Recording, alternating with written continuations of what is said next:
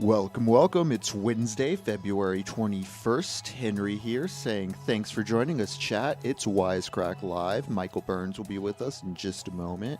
We got a special guest on today. We're going to have some fun and get ready. I'll be back in a moment.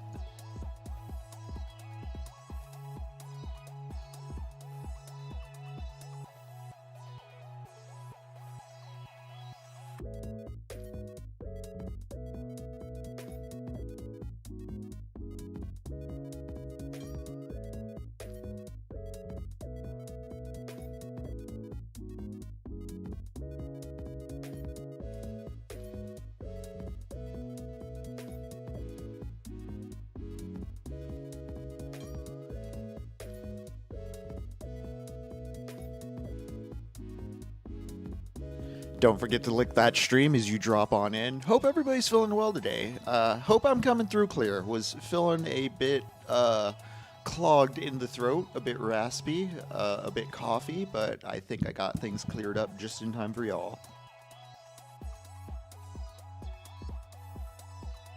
As always, drink tea.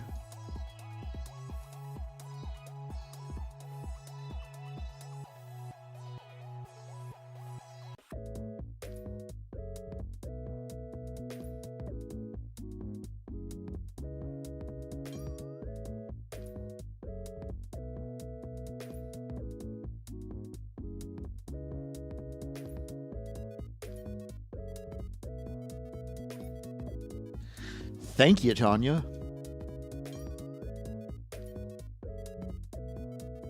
Also, so glad to see Penny and Alex and Sean and Jello Shots and Beatmaster. All the beautiful green names are here. Alex, Stifling.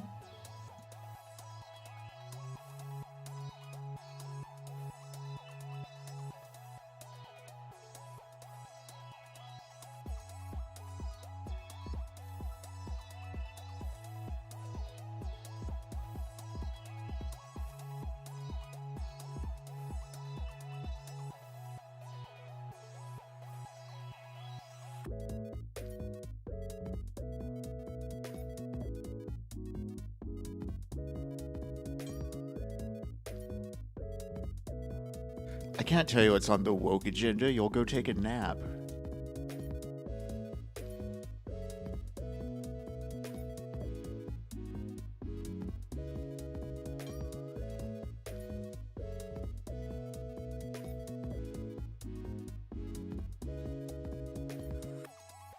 Glad you can make it, Felipe.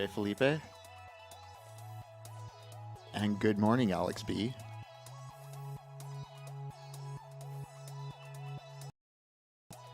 Perfect timing, Francis.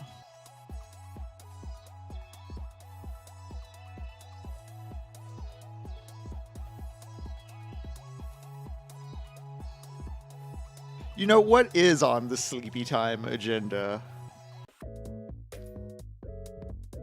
You gotta have a candle. You gotta have the little candle holder, and you gotta make sure you get the right wear for it. You gotta have the right kind of pillow. Make sure the mattress is good for your spine.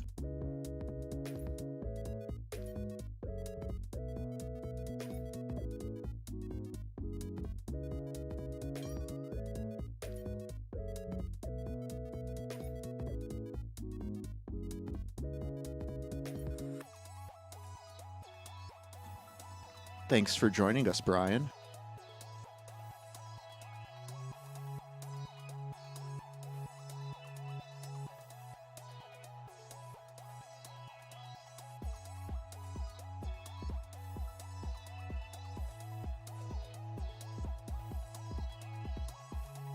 Wow, inspiring story, Dr. Clownicus. Everybody did clap.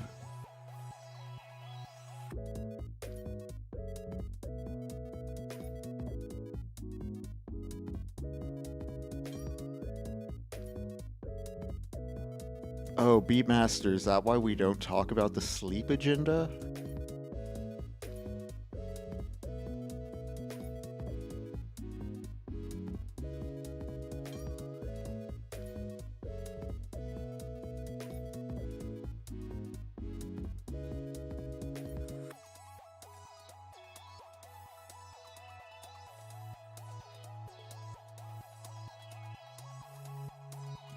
What up, Wes?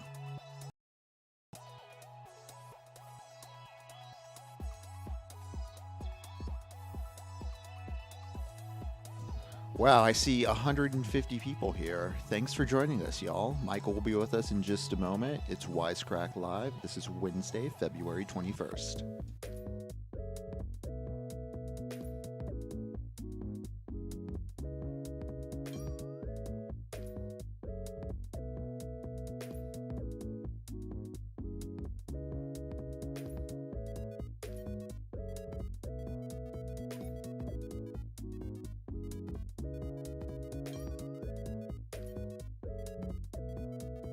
Welcome, Paul. Also, yes, everybody listen to Old Grease. He's old, or they are old for a reason. Lots of good sleep.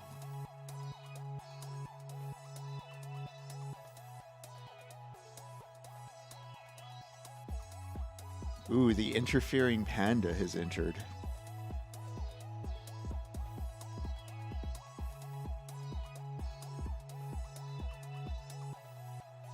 Alex, that is the best way to ingest the stream. I hope everybody can do the same.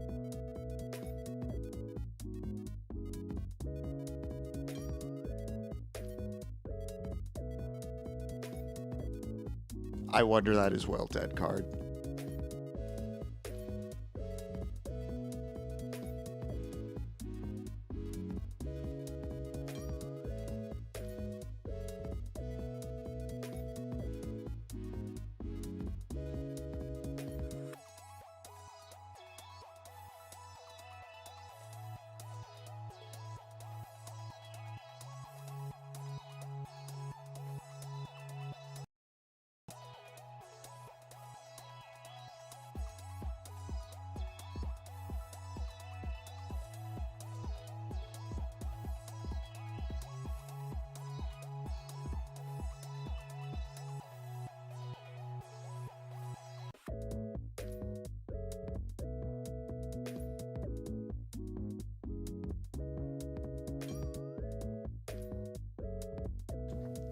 Thanks for waking up, Thomas.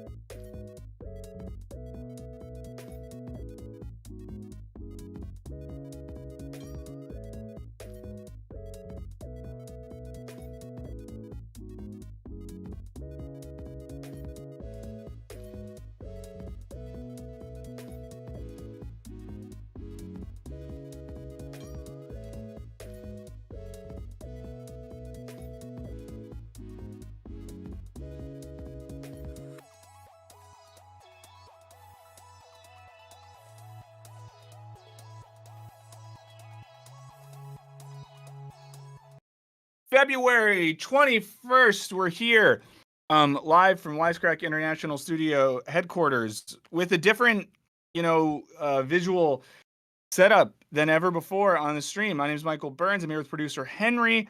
Pretty soon we're going to be joined by a very fun, exciting, special, nice, cool guest, our friend Alice Cappelle.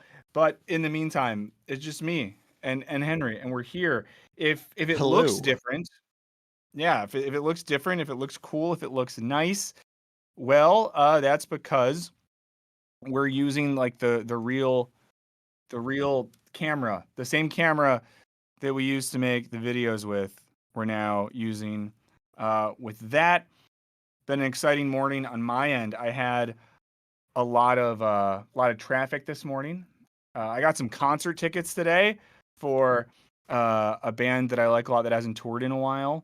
that just announced the new album. If you can guess what band I just bought tickets for, I'll give you a prize. Okay, so I just got tickets for a show. It's a summer show. Popular band. They haven't toured in years. Let me know what you think. Here's what we're going to talk. So Alice is in the waiting room, Henry. So awesome, guys. But we're going to be talking with Alice today about her book, Collapse Feminism. We're very excited about that. Let's see. But it says it looks like a better camera, but your bit rate doesn't handle the quality as well. And people are saying it looks grainy. Also, I'm on there's like a new computer I got from work that I'm kind of using that, but then I'm using another laptop. There's a lot going on. It's not Fish. It's not Joe Pera. It's not Idols. It's not the Eagles. It's not Coheed and Cambria. I'm a girl dad. That's a real thing. Someone asked that in the chat. But yeah, lots of fun stuff to talk about today. We're going to talk with Alice about her book, her work, all types of things. It's not King Gizzard, but I do want to go. So, let's see. No one got it yet. Remember that I'm kind of soft. I'm not like cool. You know what I mean, guys? I'm not too aggressive. I don't like music that's too loud and crazy. I went to grad school. I'm trying to think of other hints. Oh, RIP, Dog Knows Cat, Philip, my boy went through the glass. That means someone watched our extra video.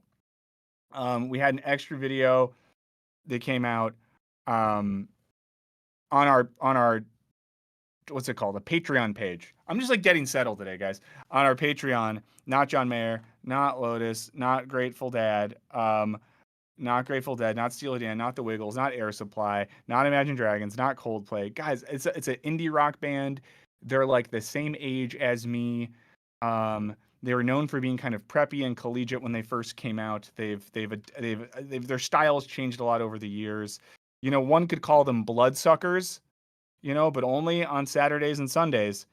That was the clue right there. I kind of just gave it to you. No one's got it yet. Dave Matthews Band. I do love the Wu-Tang Clan. That's one of the first shows I ever went to.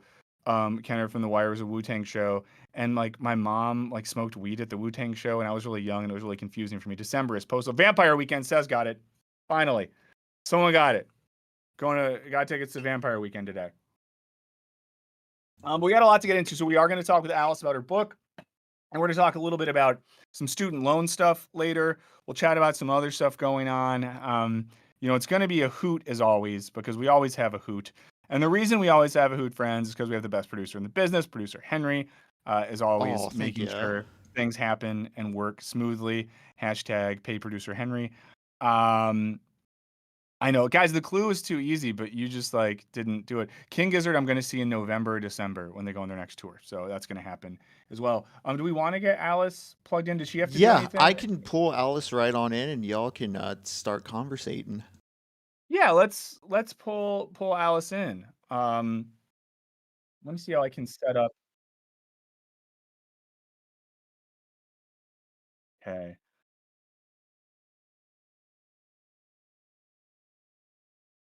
So exciting to have Alice here, friends. If you don't already subscribe, friends, to Alice's YouTube channel, do that. But I think a lot of you do. But if you don't, we'll post a link in the chat so y'all can get in on that. One of my favorite channels, Jello Shot gifted 10 memberships. That's very cool of you to do.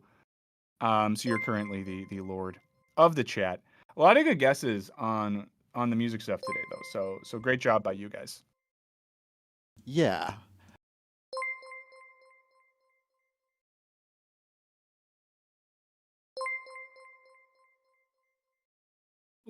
Can you?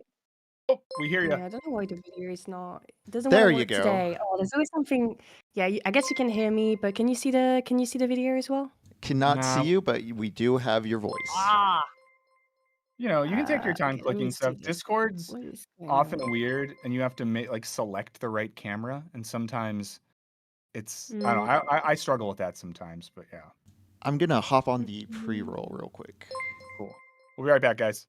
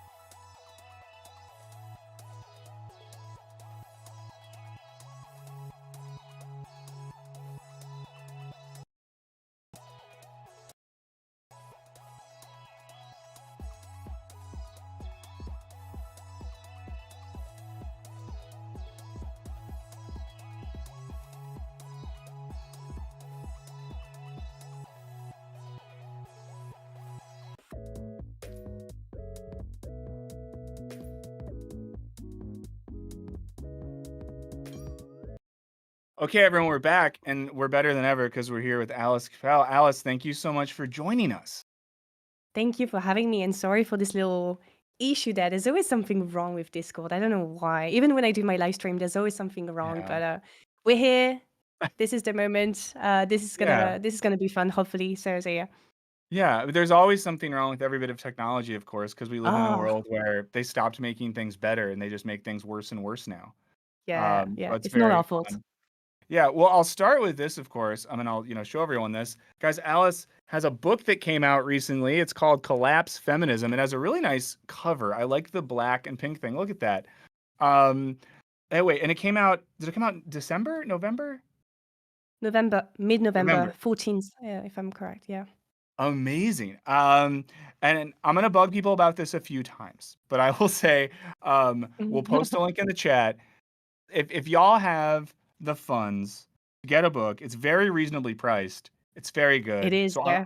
Mm, I recommend buying it. I think that's cool, and I think that's awesome, Alice, that like they put it out at like a reasonable price because it's nice when things are priced such that it's easy for people to get them. So I think that's mm. very cool. I Your remember like the when they showed me the price, my first reaction was like, "What? But I did work a lot for this book. Like it deserves to be more." But then at the end, I was like, "No, this is such a, like an altruistic gesture. You know, like I'm just like spreading knowledge in this world or whatever." So I ended up like I'm quite happy with with the pricing. But yeah, it's quite accessible. Yeah. Yeah, no, it's a hard balance. The only book I've ever put out was more of like an academic text, and academic books often Mm. cost so much. Oh, So when it came yes. out, yeah, mine was like at a weird price point where it's like you're only going to buy this if you are like, a postgraduate or someone with that sort of money. And I've never gotten why they put things out at just inaccessible prices. It's like they don't want people to read things. So I'm glad that your Do you book is actually? priced like that. Because do you actually Go know ahead. why, like, it is that expensive? Because it's always been a question of me and friends, like, when we're at uni, Yeah. it's like, the books are meant for us, students. Why are they so expensive, you know? Like, why? Do you Yeah. know? So I'm not 100% sure in a French context, but I know at least in the UK and in the States, a lot of it has to do with libraries because Mm, publishers sell a majority of academic text to libraries, and libraries normally have big budgets because of, mm, governments or unis. So that's why a lot of academic books are more like priced to be purchased by libraries and not priced to be mm. purchased by individuals and students, which Okay, is makes sense. Yeah, not like fun. artistic books that are super expensive because they're meant for museums or art galleries or things like that, I guess. Yeah, kind Yeah, so it sucks, but it's good that yours is priced well, and it's interesting too. We actually of. had another repeater author on last week. I don't know if you're aware of him. Ajay Singh Chowdhury. He has a book that came out called "The Exhausted of the Earth," and it's sort of about like climate change, politics, and Oh, it's colonialism. a is it a recent one or is it Yeah, it a? came out last week.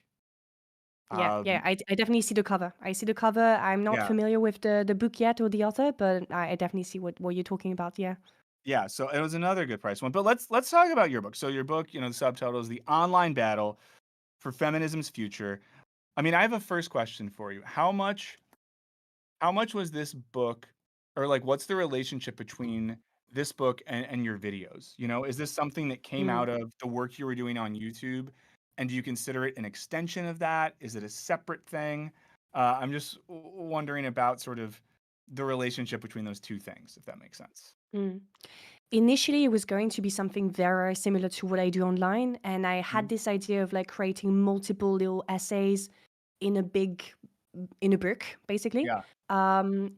But then I remember like I reached a point, like I had like about a year to write this book, and I would say like 6 months in, there was this moment where I was like, no, this is not what I want to do. It feels too descriptive. It feels too, this is what the internet is. This is how it works. But I was like, I remember it was around the time where there was the French protests. So French people were like, we were all in this very like political atmosphere, and I was like, "Oh, I want to make something that is political." So I would say that the first part of my book is more investigation of different online communities, whereas the first one is still like focused on what happens online. Like this is still like the main source, but at the same time, like it kind of opens up onto more contemporary debates in feminism, because that was also the goal, like not just do yet another book about feminism because it's trendy and people will buy it and blah blah blah. I also wanted to take part in the conversations that are happening, and also try to use the internet. So the same thing I do with my videos, like trying to use internet trends or pop culture moment to explain more complex stuff. I mean, that's what you do as well. Yeah. So I guess I kept that sort of methodology throughout the book. But I really try to go deeper in some aspects and really engage with what is going on in feminism at the moment. Oh, that's amazing. So, I mean, I guess I have this question. Why, and I guess this relates directly to the book, but why do you think the online space is so important? Why was it so important to you that you dug into digital culture when trying to consider what feminism is right now? Like, and Mm. how do you think that online space has sort of shaped or affected, contemporary conceptions of feminism, or Mm. changed the way we think about feminism? And sorry if that's too I mean, it's vague of a interesting. question, but No, no, no. It's not vague at all. Like you see it in like those popular debates online or in a few studies here and there. You see how young people are way more skeptical about feminism, and I think it's also due to the fact that we understand feminism through online culture, through what we see online, and the depictions we have online aren't always like the best representations of what feminism really stands for, etc. So when you ask old people like what do they think about feminism, you have a sort of on the democratic side, let's say, like a consensus that it's a good thing, it brought good things. Whereas now there's that sort of skepticism, and in France even, like in some aspects, like we are actually regressing. So this is kind of concerning, and I think that's why I wanted to really, really put the emphasis on the online world, because a lot of people don't understand how it works. But at the same time, like this has become the place where people of all generations, to be honest, but I'm more interested in younger generations.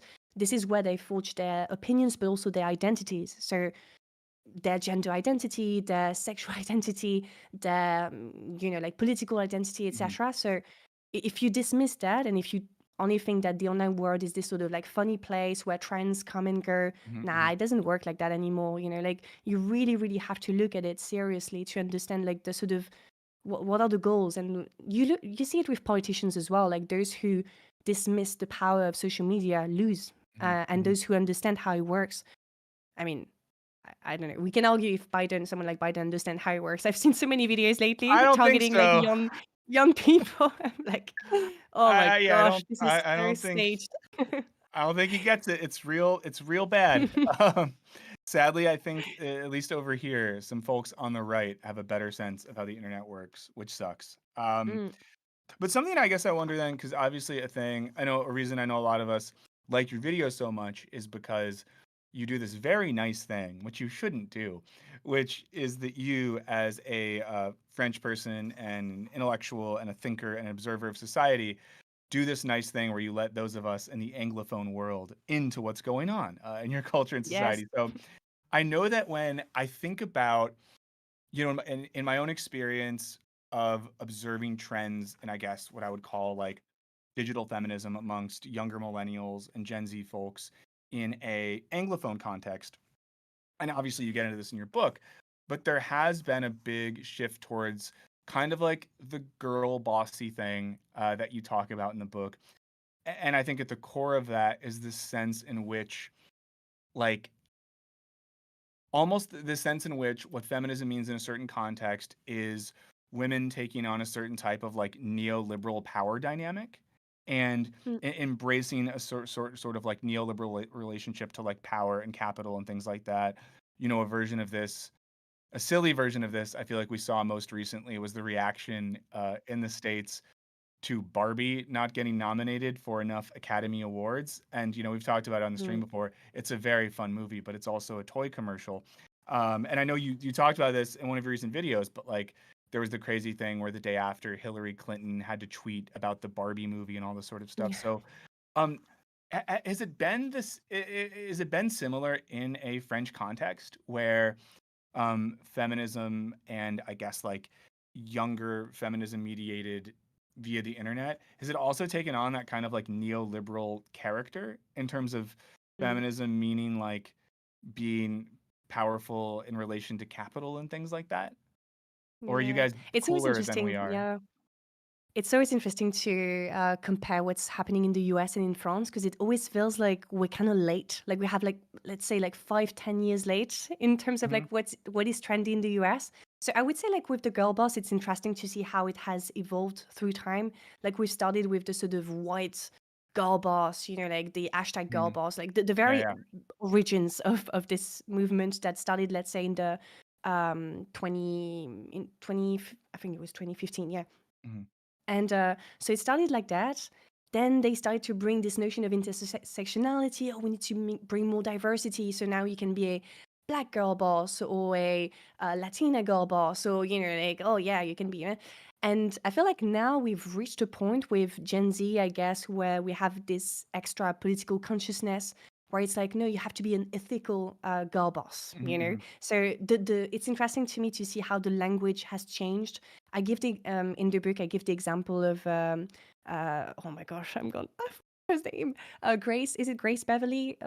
She's like she grew on YouTube as a fit girl influencer, and now she has like so many different brands. Yeah. And she was asked by Stephen Bartlett, sorry, what is your key to success and blah blah blah. And you know, she could so easily fall for the sort of white girl boss, like because I'm powerful and because I'm strong and because I worked hard and this and that. But no, she doesn't do that. Instead, Hmm. she says, "Oh, you know, I was lucky and I have a lot of privilege and stuff like that." So it's like they upgrade every time to like Yeah. the new expectations of a, you know, progressive folks, but it remains the same. It's always the same thing. It's always like one person holding Hmm. like all that power, all that money, while the majority of women are still like occupying, you know, very low paid positions, Hmm.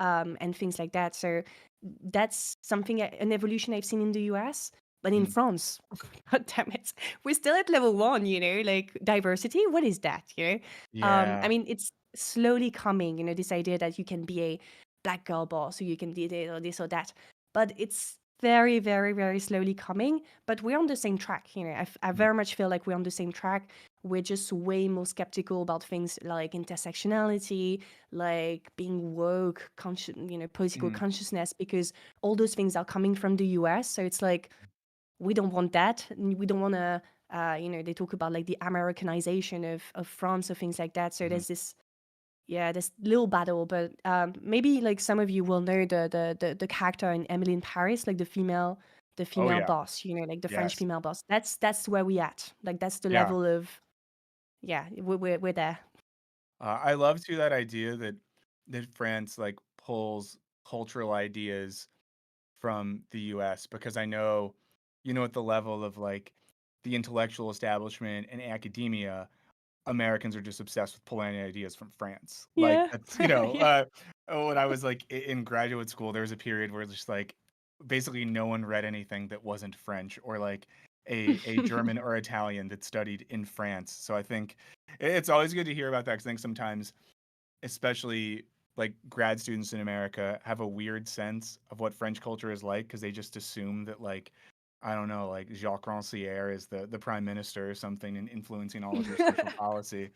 Um, Oh, that's so funny. But it's so uh, funny. It's great for me because like I know that whenever I talk about, Rancière or mhm, Bourdieu or Foucault or even like, even the people like Butler, etc., who are like mhm. so inspired from those thinkers as well. It's like I know that I'm gonna tick the boxes. I know that I'm gonna get some attention. So yeah.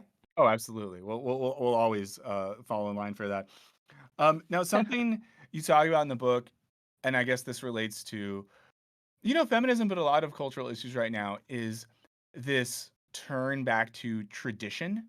I know in a lot of Mm, senses, I guess in a broader sense, a thing that I've been noticing, and like I've been doing some research recently that's been really horrible, where I've been watching a lot of videos related to like Jordan Peterson and people around him's work, and it's mm, a lot of like the weird right wing, I guess more like intellectual manosphere types have now gotten really mm, into like religion, and in particular, they've gotten really into a very like weird reading of Catholicism, a type of Catholicism that means that they hate the Pope now because they think the Pope is too woke.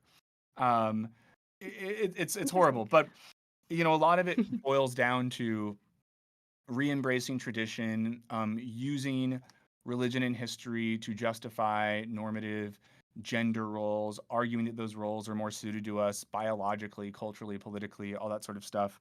And I know Mm, that you talk about, I guess, what I think some people call like trad feminism in the book, yeah. and the return to that. So I'm curious if I don't want you to give away too much of the book, but um, I mean, why did you think that was important to talk about, and how do you think the move towards traditional and conservative, cultural and social identities, how is that shaping contemporary feminism? Mm. I guess like the reason why I titled this book "Collapse Feminism" was Mhm, precisely because there's this sort of this tendency to struggle to, as young people across the political spectrum, to struggle to imagine a positive future, to mhm, imagine a future, just imagine a future. And so this sort of doomerism that is there is kind of preventing us from imagining bold alternatives. And because of that, we tend to go back to what we already mhm, know. And usually what we already know is tradition, is conservatism. And so that's why like that was the basis of the book. It's like, hey, like how does that happen online and what are the consequences?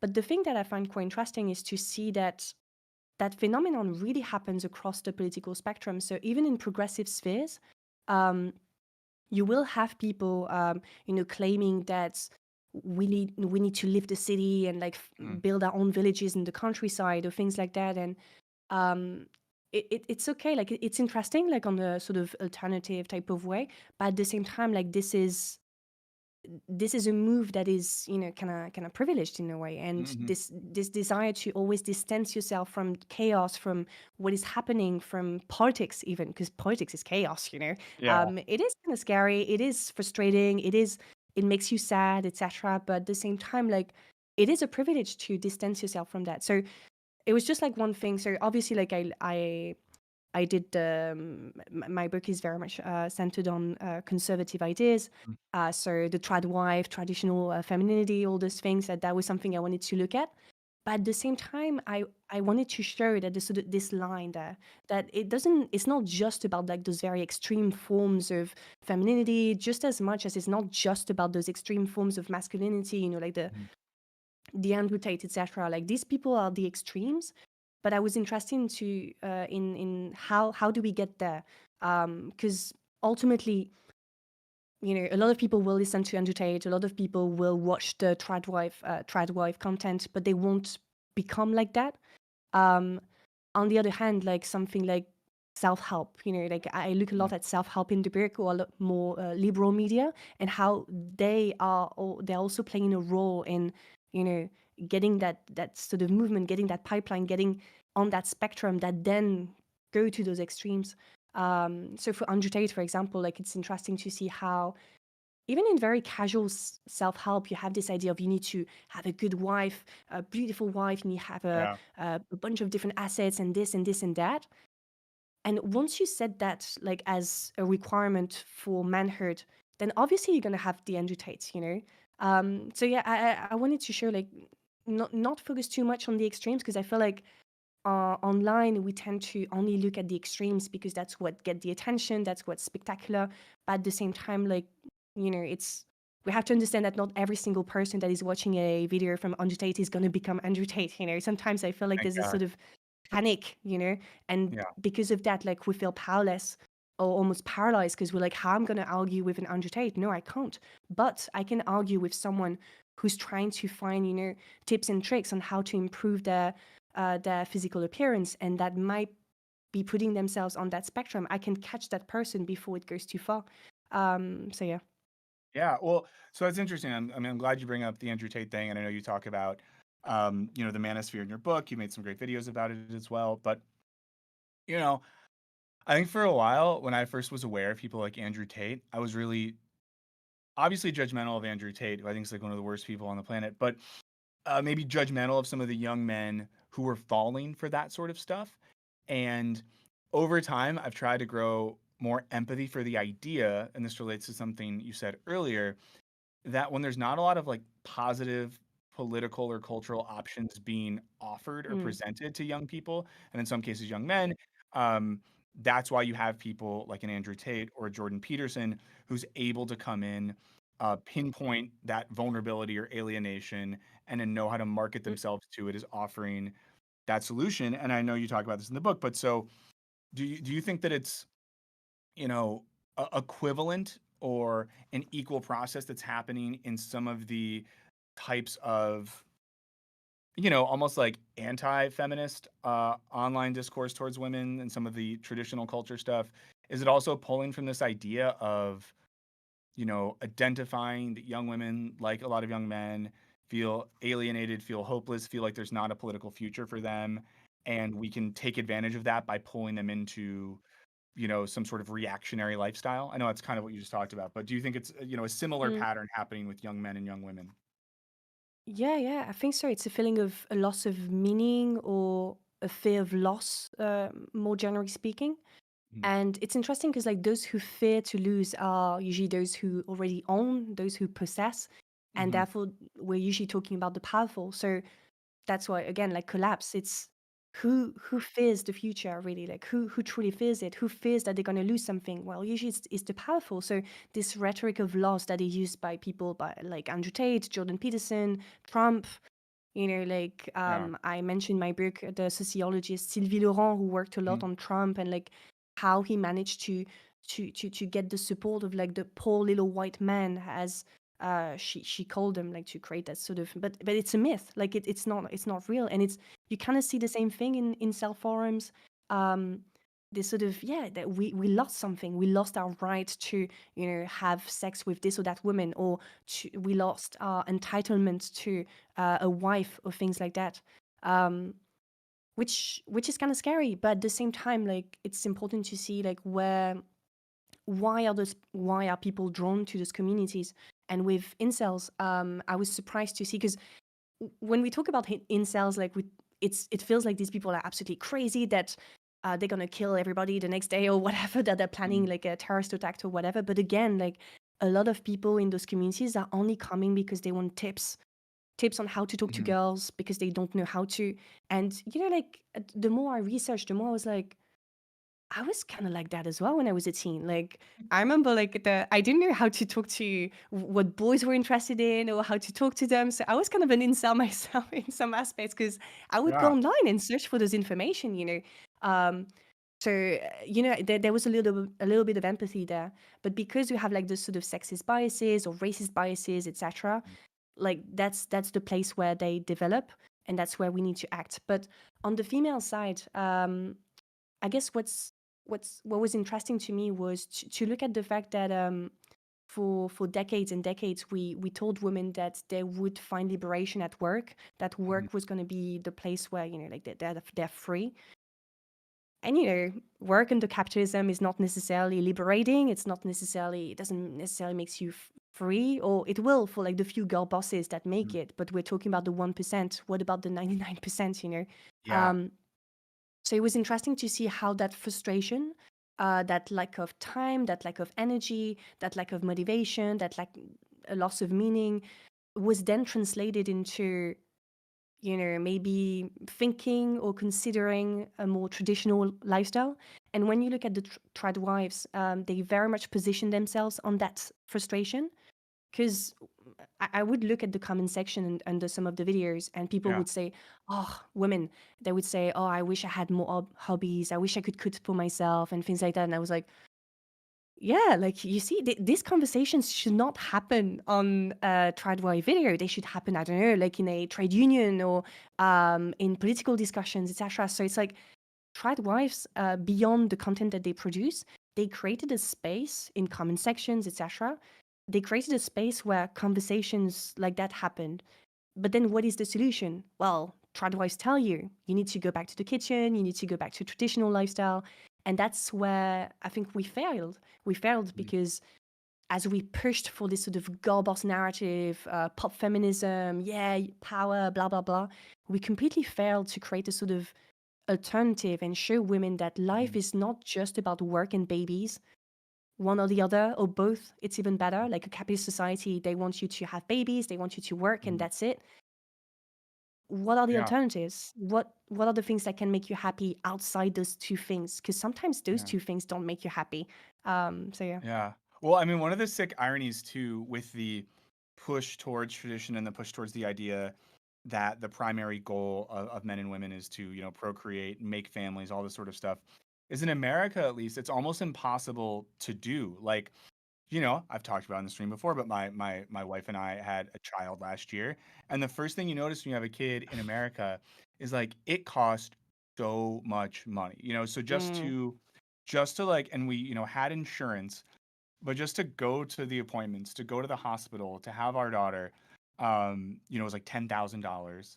I got some time off work, but she's like a freelance writer and there's no real government support. So she just mm, like wasn't able to work for a while. I got to take some time off.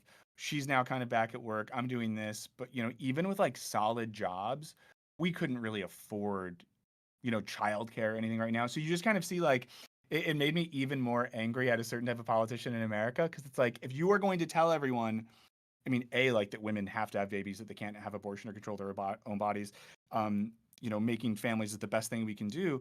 Well, then make some like fucking policies so that people can do those things. It makes that sort of contradiction between culture and political material conditions so aggressively apparent because after having a kid, I'm just like, if all of these politicians care about that so much, then like, you know, give women and families financial resources and healthcare resources. But that's just a rant. I want. I think that's such an interesting point because if progressive candidates, progressive politicians don't do that, then conservatives are going to do that. And Mhm. that's a section at towards the end of my book. I talk about this influencer that is becoming more and more popular. Mhm. I talked about her in my video as well on liberal feminism. She's called Louise Perry, Yeah. and she's such a perfect example of how if the left give up on social measures around, childbearing, childcare, and things Mhm. like that, conservatives are going to come in and they're going to talk about natality. And it happens, it's already happening in France with Emmanuel Macron, Mhm. our president, with Marine Le Pen, the far right, etc.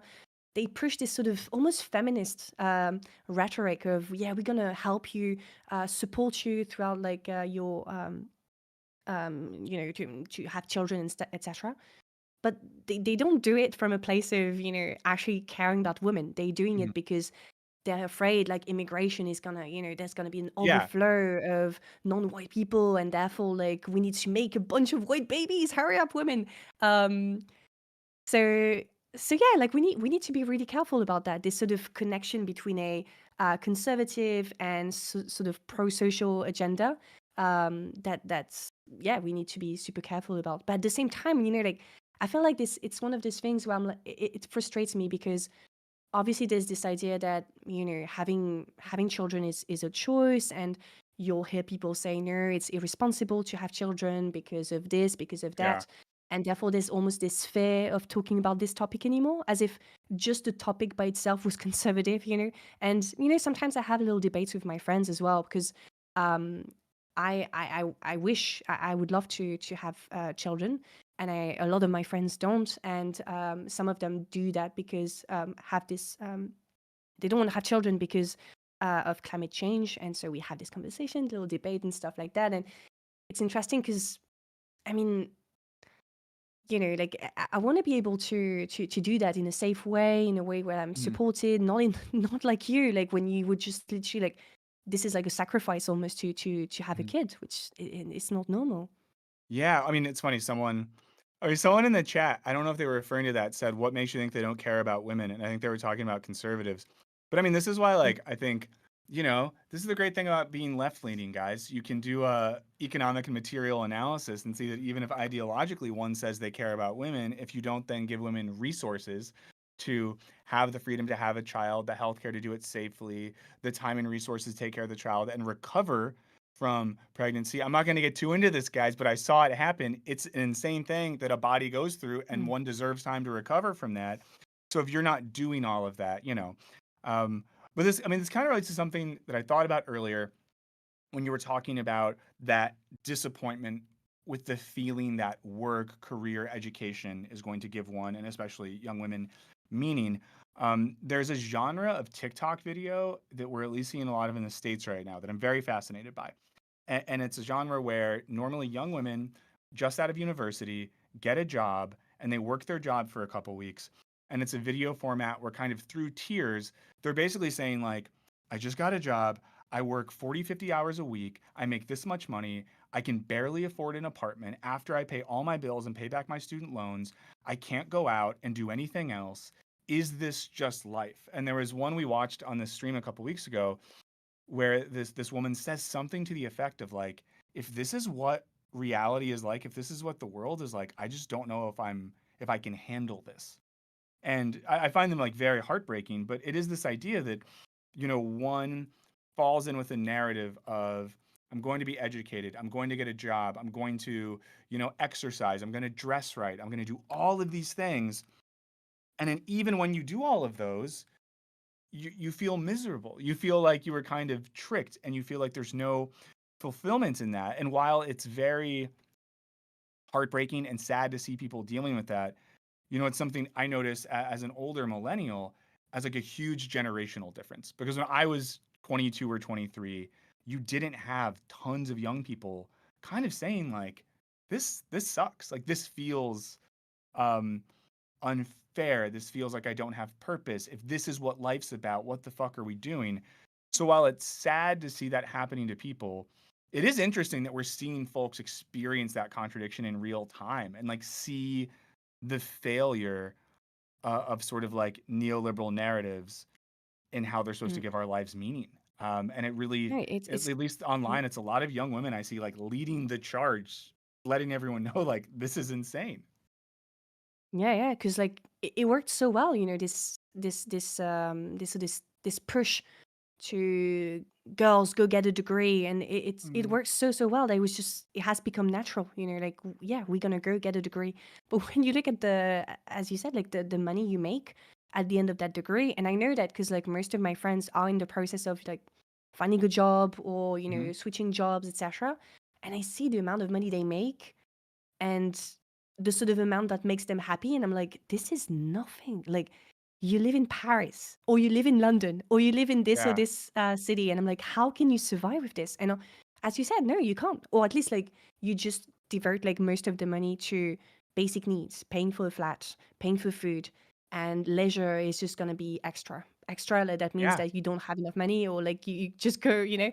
um and it's insane. Like, I was, as you were talking, I was thinking about this friend who, she comes from a very working class background.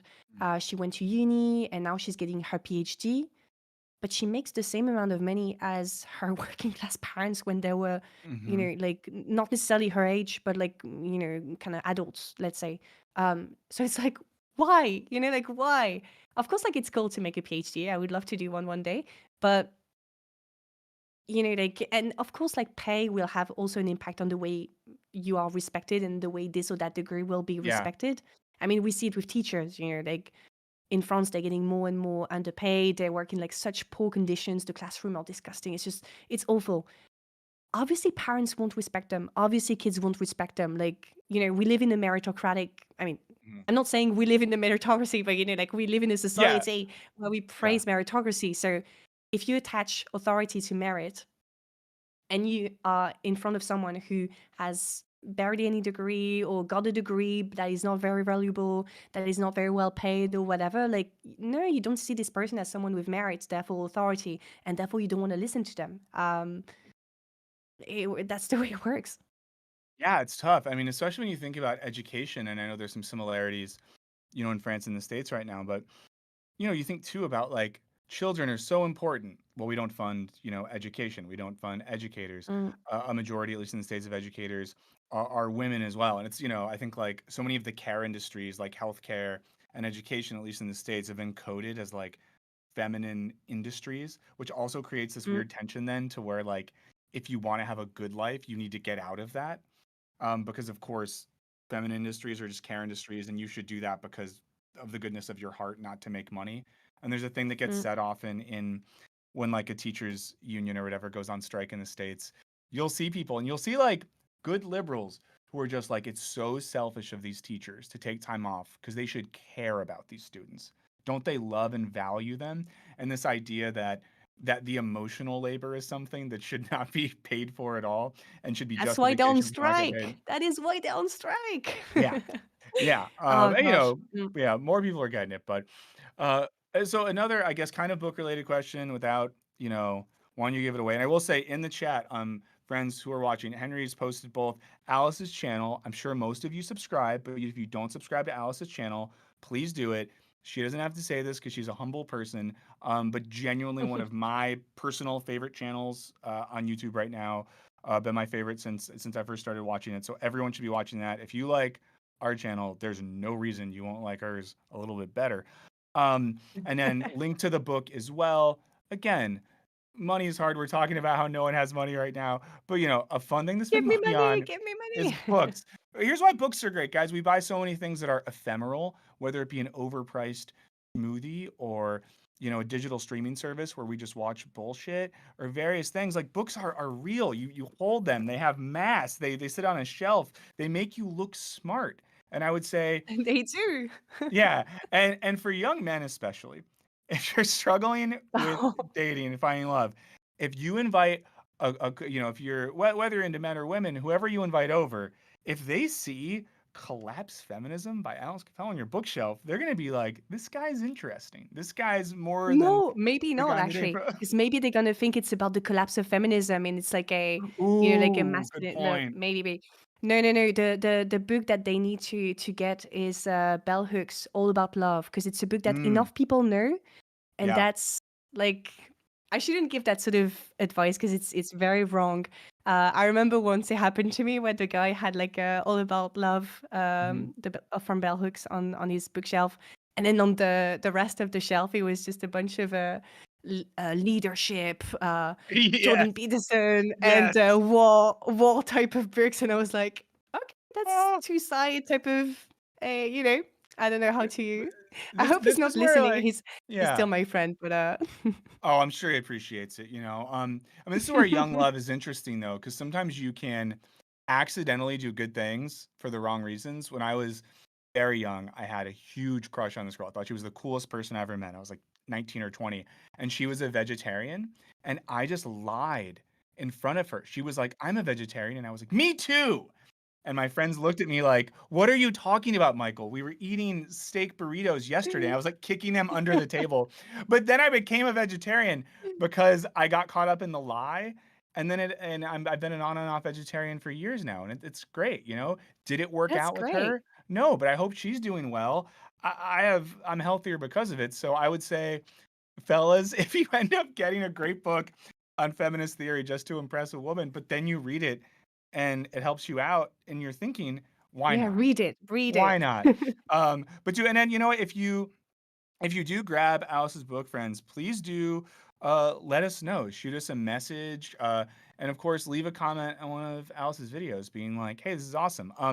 But to talk about the book and without giving it away, and friends, just know this as well. This isn't bullshit. I really mean this. Alice, she didn't pay us money to be here. I begged her to be here. I'm so excited about this book. So everyone know this is very genuine. I never bullshit you, except for when they pay us to do stupid sponsors, but not on stream. But something I want to ask you then is, we've talked a lot about negative things. We've talked about why society, digital culture, and the online media have in some ways collapsed. Better forms of feminism have made young men and young women feel a lack of purpose and identity, have made them search for identity in places that maybe aren't the best. I mean, what do you see as positive things to look to? And then this is something like in 2024, I'm trying to think about more because this thing was happening. I don't know if this ever happens to you with your videos, but sometimes when we get a little more critical and dark, not our responsibility, but what do you see as, I mean, we're not asking you to give policy solutions, but what do you think, particularly, let's say, feminism in general, and you can broaden out from there. What makes you hopeful, or what would you encourage people to look to as positive versions of feminism, both in real life and on the internet, which is also real life, and things like that. Mm. One thing I'm quite happy about and that I find super positive is the fact that I feel like we finally really moving past this sort of girl boss Mhm. era in terms of like we've seen all the variations and now we won't be tricked again. Maybe it's just me. Maybe I'm like projecting and being optimistic, but I feel like, and I think the big reason why this is happening is that we're finally bringing class back in the conversation. Yeah. Whereas for a very long time, it was all about representation, about like, oh, this woman is at the forefront and this and this and that, and only focusing on representation. Um, okay, so now we're bringing back class in the conversation, so Yeah. that's good, and I hope it's going to continue. Um, but in terms of alternatives and things like that, the beautiful thing is that they already exist. Like there's so Mhm. many things happening online. Alternatives usually coming from queer spaces. They're Mhm. always like the best in terms of like coming up with the best solutions, especially for us. Like I mean, for us, for me as a heterosexual woman, like they always keep us in check as a heterosexual women. So that's great because they don't care about men so much that they're willing to say anything. Um, but yeah, so the alternatives are there. The problem I see is that they're not really popular. It's still very niche. So I guess like Yeah. it wouldn't be so much about like what can we do, but more about like what sort of media can we use to make those alternatives popular. Mhm. Because like books on how to change society or how to do this or like channels or things like that, they exist, but like yeah, how can we make them popular, how can we make them entertaining and not just boring and serious? Mhm. So I think that would be the greatest challenge of the left and of feminism in general. And I say the left because I feel like it's beyond feminism. It's like, how do we make those ideas popular, entertaining, and not just like video essays? Mhm, mhm, mhm. So yeah. No, that's great. That's a great thing. And again, friends, Alice's videos are good on this. So I'll wrap up because I know it's getting late. Alice is joining. Listen, the time is different in France. It's Wednesday evening. You should be out and about, living the Emily in Paris lifestyle. Not talking Yes, about exactly. ideas on a computer, but um, so you wrote your first book. It was an exciting time, and this is very early to ask this. Do you think you wanna write another book at some point? Like, how was that experience for you? Of course I do. Of course I Yeah. do. There's this rush during the promotion where it's like you get Mhm, so many questions. They're like, oh yeah, I could write a book about this and that. So mhm, now what I'm trying to do is to take a little bit of distance. Whenever I have like a cool little idea, I write it down. I let it sit for a week, and then I go back to it, and I'm like, is it good? Nah, not really. So I'm mhm, still like in the process of trying to find something cool, etc. But I'm sure one thing I want to do differently next time is to give myself more time to mhm. do the research, write the book, because I'm super duper proud of what I did. And in a year, like I'm like, yeah, that's pretty good. Like in a year with like a full-time job, that's good job, Alice. But Yeah. but still, like I feel like there are some aspects that I could have been a little bit better, or I could have gone a bit deeper. Yeah, we're all gonna have that Um, feeling. so we'll see. We'll see. That's right, and I'll say this in advance as well. I have been motivated by your book to finally try to maybe write a book myself. I haven't, Ooh, I wrote, interesting. yeah. So I was thinking to myself, you know what? If Alice, who's a really good YouTube video maker, can write a great If she book, can do it, I can do oh it. yeah, if Come she on. can do it, then anyone could do it. No, but I was inspired by it. So if in the next few years I put a book out, in the acknowledgments, I'm gonna have to say, and thank you to Alice Cappelle for making a book, making me realize that men can write books too.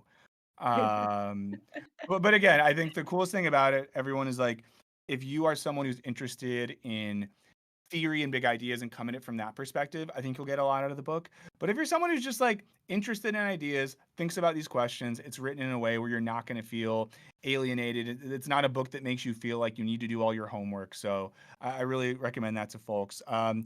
Besides the book, anything coming up on your channel you want to tease? Any fun videos you're working on? You want to hint at? You don't have to, but I'm just curious. Yeah, so the next video is gonna be on Taylor Swift. So I'm expecting a lot of Oh no. mixed reactions. I'm gonna put some disclaimers and things like that, you know. Mm. But yeah, we'll see how it goes. But it's a topic that I've wanted to talk about for a very long time. I'm not gonna Mm. say more, but yeah, that's the main topic. It's Taylor Swift. There's a lot of interesting things to talk about there. We're both excited to Yes, watch it, and I hope that the Swifties don't come for you. That's the main thing that I hope, is that the Swifties it don't should get be mad. fine. It should be fine. Awesome. Well, Alice, we'll let you go. Thank you so much for taking the time to hang out with us. Hopefully we can do it again soon. And just a reminder to everyone, and I'll remind you again, sub to Alice's channel, purchase Alice's book. And, if you can't afford the book, hit up your local library and ask them to get a copy, because that's the thing you can do. You can tell your librarian, I'd love to read this Yeah. book, and they can order a copy. So there Mm. you go. Well, thank you, and have a lovely Wednesday evening in France. Thank you, Michael. Thank you. Bye bye, everyone. See you soon, Alice. Everyone, that was our friend Alice Cappelle. How lucky are we to have someone that great come on and chat with us? Thank you, everyone in the chat, for being here. Um, you know, thanks for, there's been some good stuff going on in the chat. Sorry that I've not engaged as much as normal, but it seemed pretty cool, except for one person who seemed like they were being kind of a prick, but maybe not. I'm not sure. But yeah, if you do not subscribe to Alice's channel, please do it. It's really good. I would say, I'm not going to say my top 5 YouTube channels, but in terms of video essays, Alice is easily in my top 5, if not my top 3. Yeah. Oh That's yeah, a pretty definitely. tough call, actually. Favorite YouTube channel? Like, I Yeah. mix Well, so much, I can't think of like a top contender for most consistently watched. mm, I'd have to split it into like categories. Yeah, In terms of like video essay channels, channels on like film, channels on music or whatever, which is a great thing. There's so much stuff to talk about. But friends, it's 11:03. It's Wisecrack Live. If you've not liked the stream yet, please do it. It helps us out a lot, and it means a lot to us when you do. Thanks as always for checking out videos after the fact, leaving comments and stuff like that. Special thanks to all of you who did something very cool, which is on Friday, we put out a video on productivity culture. And to be real with you, it was doing really bad on Friday, and we were starting to get nervous. JShaw7777, you did not miss 666, don't worry. But we were starting to worry that our channel is just boned and that things were going so poorly and all that sort of stuff. John Claus, you're not the prick. And over the weekend, so many of you left awesome comments on that video. You engaged with it, you shared with friends, and it really means a lot to us. And at least from my sense, and you can correct me in the chat if I'm wrong on here, we've been having like a mild existential crisis recently in terms of what, you know, what are we doing on this channel? What are we supposed to talk about? What is my voice? What is our voice? What is our angle? And it's really hard sometimes, and we'll talk about this more later. But, when I look at that productivity video, in my mind at least, and I genuinely want feedback from folks in the chat if you want to engage on this, I felt like we hit a good sweet spot of taking an issue that actually matters to people's lives, that feeling of productivity, that feeling of not having enough time, that feeling of being overworked, and then tried to expand on that, get into the societal history of that, and look at some philosophical and political angles related to that. And I think sometimes, we maybe have leaned a little too heavy into ideas that are less personal, that are more external. So I don't know. That's one of my takeaways from that video, is really trying to work on finding topics um, that at least start with something personal and build out from there. So that's what I'm thinking. That's what I'm feeling, and I appreciate those of you who watch the videos regardless. That's incredibly nice of you. But it's something we're thinking, something I'm thinking right there. So there you go. Let's do something that we normally do.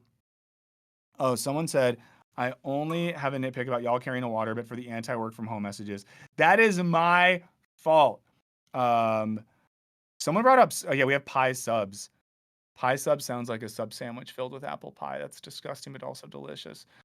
More personalized stuff with a political and philosophical analysis. Thank you, Eric. I think that's what we want to do. But with the work from home stuff, I'm going to be honest, guys, that is all on me. My only thing about anti-work from home stuff is, like, for example, I am glad that I work from home. I'm glad that most days of the week I get to hang out, especially with my daughter, do stuff around the house. It's awesome. The only thing that I just think about from a conceptual, not an immediate level, is it is weird sometimes that work is everywhere. So I know I saw some comments on this, and I definitely wasn't trying to tell people that working from home was bad. I don't want you guys to have to go back to the office, but I don't know. Do you get what I'm saying there, Henry? Like, had that like slight conceptual reservation Yeah, about working from home? yeah. I feel if I hadn't been so used to like independent study classes and stuff, I'd have way worse problems with boundary setting, and I would hate that aspect of work from home. I don't like having my work machine in the same room that I sleep in, and just there's a lot of other stuff as far as being on call all the time that it presents that I don't like. But Yeah. yeah, I think though, if you have a job where it can be done in emails, do it in emails. Like, there's so many other uses for your time than commuting and spending time in a space you don't have to be in. Yeah. I mean, the dream, of course, is having an office that you don't necessarily have to be in, that's relatively close to your house so you can go there if you want. That would be like my personal dream, the ability to do that. So let's do this. We normally do this earlier in the stream, but now we're going to get into, part two, the second half of the stream. We didn't do comments yet, so I'm going to pull those up now. We normally do it at the top, but we just wanted to get right into it with Alice, friends. And why wouldn't we want to? She's great. And again, I'll remind you a couple times, please sub to her channel, read her book. Before we get into comments, for those of you who are patrons, first of all, thank you very much. Second of all, thanks for watching the new Patreon content. Let us know what you think about it. The newest Patreon video producer Olivia made, you guys will like it if you haven't seen it. Maybe remind me and I'll try to post a teaser on Twitter or something, is outtakes from filming, things that we couldn't really put in videos because it's just me slowly losing my mind and telling some stories that we couldn't put in the video. I saw someone reference them in the chat earlier. But if you are a patron, for the next patron-only podcast, Behind the Crack, which is helmed by our man, Michael Luxembourg, he wants questions for it. He wants questions for the mailbag episode. There's one more day to submit them. If you are on Discord, on our Discord server, submit them there. If you are not on our Discord server, and honestly, you can submit questions if you're not a patron, you just maybe won't hear the answers. You can also email info@wisecrack.co. That is info@wisecrack.co. So please do that. Help Lux out, because if not, he's going to have to talk to himself. And we don't want to make him, feign schizophrenia for the sake of content. That's not good for anyone. Let's see. So yeah, let's look into the comments. Do they start for you on when the pandemic killed? Cool. Oh, and also, have we switched thumbs yet? No, I'll be on that. Yeah, do that now, and I'll start doing this. Okay, friends. So I was gonna click one more thing. Okay, first comment says, when the pandemic killed my career and forced me to move back closer to home, I spent a whole year basically quarantined with my pregnant wife. At the end of that year, I was holding a baby girl in my hands. I sang for her. Oh my God. And she smiled for the first time. That made an impact. That was the best year of my life. Wow. And I'm pretty sure this is from the productivity video. I mean, the really interesting thing there to me is, again, how times where we've not worked. And if you haven't watched the productivity video, something we talk about is how during the pandemic, there was a period, at least here in the States, where the government actually like gave us money, and a lot of people didn't have to work or had to work less, and they were able to be home with their friends and families, of course, afraid of dying from a disease. But how a lot of people look back now and are like, oh, fuck, was that the best time I ever had? And I think that says something, that we can look back fondly on a world historical time of pandemic and be like, oh, that ruled. So that was the sad but sweet comment. Um, Eric in the comments said, I listened to this while I was in the shower, which I suddenly realized used to be a distraction-free zone where I could let my mind wander on its own. The irony was not lost on me. Let us know in the chat now if you listen to content in the shower. I will confess that sometimes I do. Yep. Sometimes I bring my Bluetooth speaker into the shower and just listen to music, which I don't feel that bad about. But other times I've listened to podcasts or audiobooks, and it's like, what am I doing? Do I constantly need to have the voice of someone in my ear at all times? I can't just be in the shower and relax. Do you do that too, Henry? Yeah, I've responded to emails in the shower because my phone's waterproof. Whoa, that's too much. I feel like it's something we shouldn't do. After, I got called out the other day too, where I came back from taking my daughter on a walk. Sorry for all the girl dad content today, but and I had headphones in, and my wife kind of like bullied me and I was like, I have an audiobook that's due tomorrow. And she was like, you can't just like not have headphones in for 5 goddamn minutes. So the next day when I took my daughter on a walk, I didn't bring my phone or headphones and just like hung out and like listened to the weird sound she was making. I talked to her a little bit. I then had a conversation with a guy that was my neighbor that I've never met before. It was great. So, it's just one of those things, guys. When we talk about this, I don't want to guilt anyone, but sometimes we got to zoom back and just think like, what are we doing here? You know what I mean? Like, what are we doing here when we balance between working and then consuming things that want to, it's like this constant pattern of consumption. It's just a lot. Next comment says, Byung-Chul Han said that the inactivity is what constitutes the human. We need moments of doing nothing to be for the productivity to arise. Definitely. Byung-Chul Han's good on that. What's the book by? It's called How to Do Nothing. Is it by Jenny someone? I want to say. Maybe I'm wrong. That's a really good book. But yeah, guys, like inactivity matters. It's okay to not do things. Aristotle famously describes the ideal state of happiness or virtue in the human as the contemplative life. And by contemplation, he means just like taking time to just like be human, to think about stuff, to reflect on ourselves, to reflect on the world around us. So important stuff. I think we should try to do nothing. And then what we should ask ourselves is, when we struggle to do nothing, when we can't not consume, when we can not look at a screen, we got to ask ourselves why, right? Yeah. Because is it that we naturally as human beings have to consume at a constant clip or else we'll die? Or is it that we have been, by some metrics, trained, manipulated, enculturated to be addicted to a frenetic pace of consumption?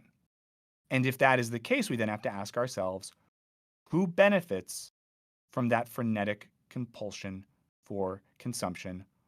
Why do they benefit? And how do we maybe not benefit from that?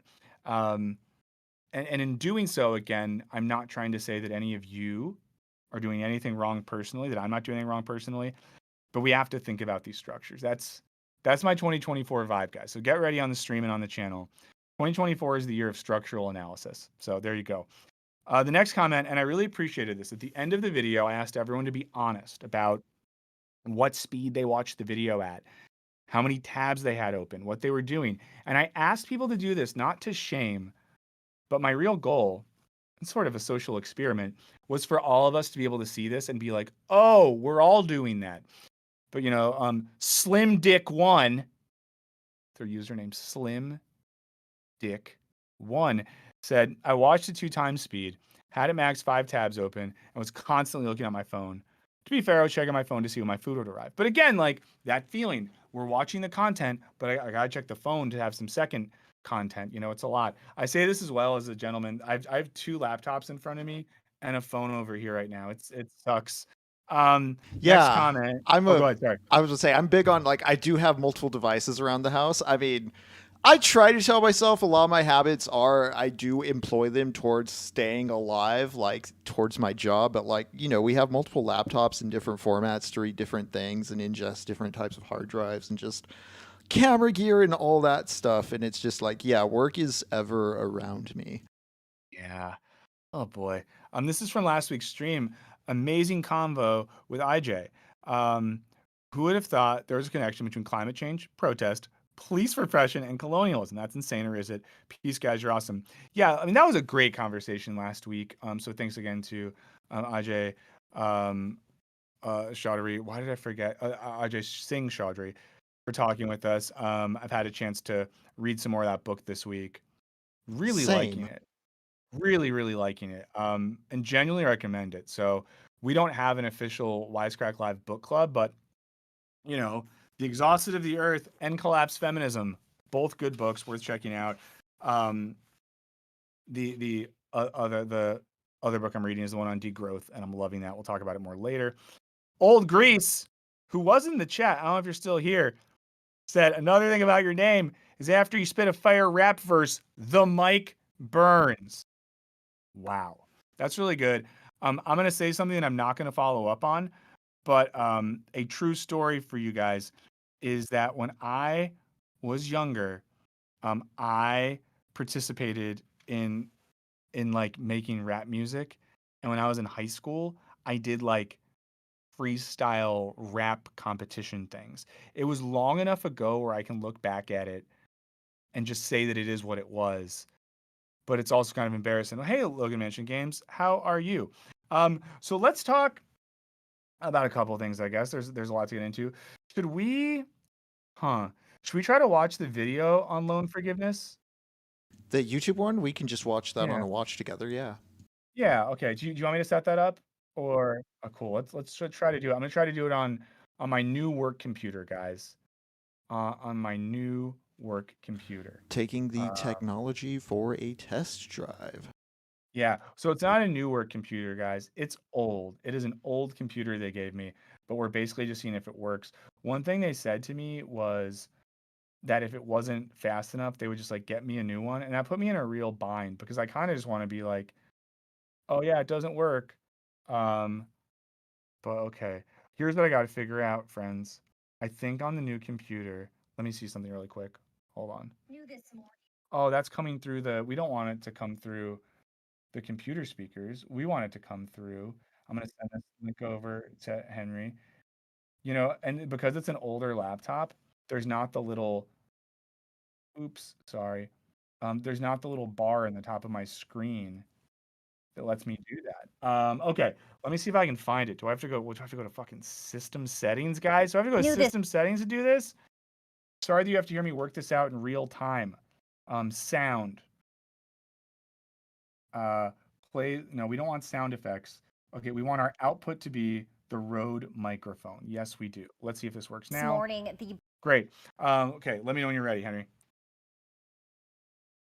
And take your time. Cool.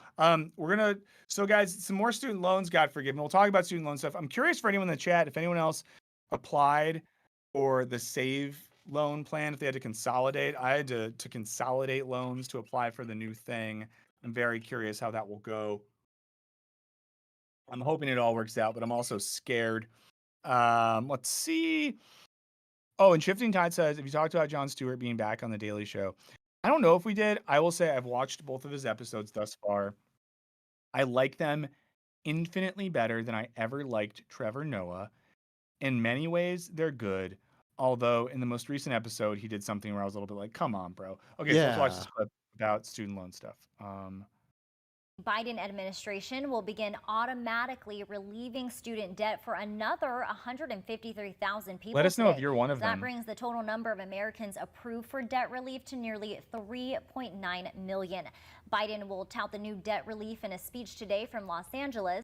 He's in Los Angeles?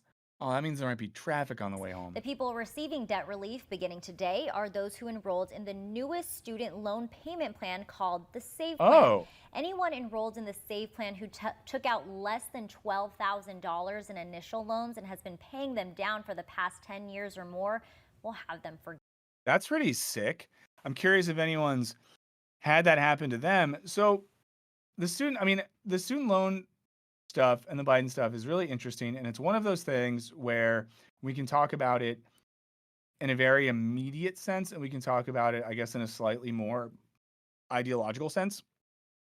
It is, yeah, Vinny Ladders, I agree. But yeah, you know, it is good that people are having their student loans forgiven. If you are one of those people, I think that rips, and I'm genuinely happy for you.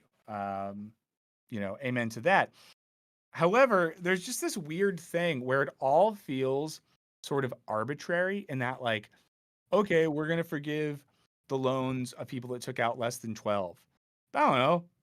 What if we did it to people that took out 15, 20, 30? It's like where are we sort of like drawing these lines? And in particular, and Sean Harriman says this in the chat, I think it's a good point. He says all lip service for a failing campaign. We don't do politics here. I don't do political analysis. Henry and I refuse to vote. No one at Wisecrack has ever voted. Persephone Sky said, I don't want to go all mathematician in a philosophy channel. You can. Last time I took math, George W. Bush was president. Wait, is that true? Yeah, it was. But I do think there's something strategic about it that the Biden campaign has not been doing well. And they're trying to tout this stuff now. Clayton says it's the Supreme Court. It is the Supreme Court, but supposedly a lot of people and like constitutional scholars say that the president does have power to alleviate student loans. I'm not a scholar of anything, so I don't know. Piff 502 said, student loans are something that from the EU I can understand. I would never take that amount of debt. Most wouldn't. And for my American friends, hello. A thing I know about student loans in some parts of Europe is, I mean, they're way less common, but I know that at least in the UK, the way it works is, or at least the way it did work when I was a teacher there, is that if you take student loans out, you take that amount out, that you do not pay interest on them, and you do not start paying them back until your income hits a certain amount. And I don't know what that amount is, but for sake of explanation, it would be like, you take out $50,000, and you don't have to pay those back until you make $45,000 a year, and then you pay like a certain percentage. So it still sucks because you shouldn't have to pay for education, but it makes way more sense. And I don't know if the mathematician or anyone who's smart about this in the chat has thoughts, but I just always thought that, like, even if you're not going to forgive them, here's what I would have done if I was president. This is a new segment called If I Was President. But if I was president, like the stream, first of all, that's how you vote for me, I would alleviate interest. That would be my main thing. Because, yeah, so Jello Shot just said this in the chat. I get it if politically Biden or any Democrat or whatever couldn't force full debt forgiveness. But what if you could force the alleviation of that? So when I had to consolidate some loans to apply for the SAVE thing, they then sent me a form that showed me how much I would eventually have to pay back and how much of that was interest. In my specific case, the total interest, speculatively speaking, once I finish my loans, will be 150 times the initial amount I took out. To me, I'll let you say, if we want to be like ethical neoliberals, I'll let you say, if you take out 100,000, you should pay back 100,000. You know what? Fuck it. Sure, I'll grant you that. But if you're going to tell me that it makes sense that someone, and these aren't my real numbers, my real numbers are worse. If you were going to tell me that it's good and makes sense to say to someone, you took out 100,000, so you need to pay back 300,000. You are telling me that you think it is good for the private finance industry to profit $200,000 off someone's education? Come on, guys. Eat my butt. That's, as a presidential candidate, if you think real, that, Jack. come on. Yeah, go real, Jack. But listen, guys, we're gonna do some. There is another presidential candidate who wants to come on the stream. I'll say it. Someone from Jill Stein's campaign reached out. This is a real thing. How about this? Let me know in the chat. Should I follow up? Do we want Jill Stein on the stream? She's the Green Party candidate, the perennial Green Party candidate. She might come on. Our friend Marianne Williamson suspended her campaign, by the way. But you know, let me know what you think about that. But I don't know. I think that's student loan thing is just so Yuntown does not want to hear from Jill Stein. So there you go. I don't know. What do you think, Henry, about when media attention pops up around the forgiving of student loan debt and Biden gives a speech and yada yada? What do you think? I mean, I'm one of the people that I believe I'm going to benefit from this, but there's just, the structural issues are so multifaceted as far as like debt and getting people liquid again in the economy that it again feels like a too little, too late kind of easing of the torture for in hopes of getting votes. I think everything should be forgiven as far as this goes. Yeah. Yeah. All right, speaking of student loans, if you don't pay student loans, consider joining our Patreon. Henry will post a link right there. Why not? But yeah, if you all have thoughts on this, we just wanted to, at least bring that up. We're gonna kind of have a grab bag session for the rest of the stream today, guys. So just get ready for it. We're gonna bounce around a bit. I want to look at that tweet now, Henry, from Agnes Collard. And here's some background, guys, and take your time pulling that up. Some of you might know Agnes Collard. She's a professor of philosophy at the University of Chicago. If you don't know about the University of Chicago, it's one of the nicest universities in the United States of America. Some would argue it's the most prestigious university outside of the Ivy League, and at various points in history, it has been ranked higher than places like Harvard. Now, Agnes Collard kind of came to more prominence recently because there was a New Yorker feature about how she I said divorced. I was meant to say divorced. So maybe that's how I talk now. She divorced her husband. She divorced her husband, who was also a U Chicago professor, and then she started banging one of her grad students, and then she married her grad student friend, and then her ex-husband moved in with her and the grad student. Do we get it, everyone? Do we keep up? Because that's what happened. It was wild. But someone who's been in the public as a philosopher and someone who is on social media and someone who drives me insane. So here's something she tweeted today. Guys, this is a philosophy professor. Thank you, Henry. This is a philosophy professor at one of the most prestigious universities in the world. People to connect to student loan stuff. If you don't get a scholarship to go, Pasta says, get Abraham Lincoln. Guys, let's get an Abraham Lincoln impersonator to come on stream and get interviewed.